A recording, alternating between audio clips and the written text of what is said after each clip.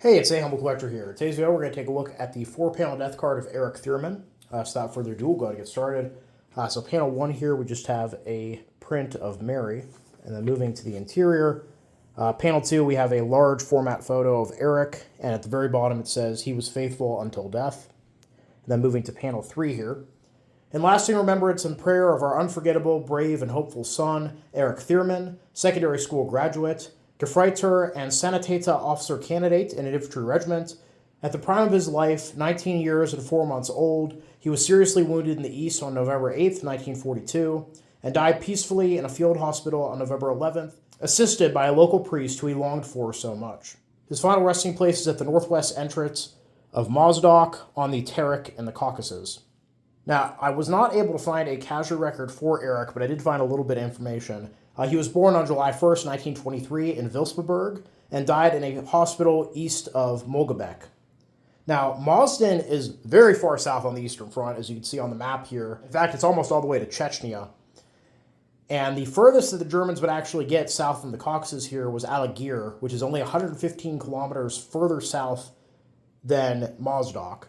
So Erich here was about as far south as the Germans ever got into the Caucasus during World War II. Almost the high watermark, as we would say. Now, the town will be captured by the Germans on August 23rd, 1942, and will be liberated on January 3rd, 1943, so just a few months after his death. And there's a lot of really good information that we get here from his family. One of the big things here, I don't think I've ever seen a sanitator officer's candidate before, so obviously Erich was being considered for medic training to become an officer in the medical detachment for his unit. We do see reserve officer candidates a lot, but not specifically for sanitatas. Now, the other interesting note here is about the priest, because normally when we see that a soldier in a field hospital is receiving last rites, usually we think that's being administered by a military chaplain of some kind, or in the case of the German army during World War II, we have a lot of priests that are serving in medical units, and in a lot of cases are given permission to provide spiritual aid to the men in their care. Now, in this case, we're specifically told this is a local priest. So in Mozdok, there was apparently a priest who was willing to come to the hospital there, talk with Erich, give him his last rites, and as a result of that, he probably had a great deal of peace passing on, and it obviously meant a lot to his family to hear this because they decided to mention it in his death card here. So a lot of really interesting stuff that we kind of get from that. Now, moving to panel 4 here.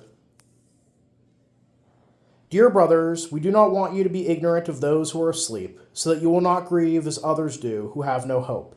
That's from 1 Thessalonians 4:13. And then down here, "Take away, O Lord, all sadness from me and my deep sorrow. Grant that your holy will be mine in my great despondency.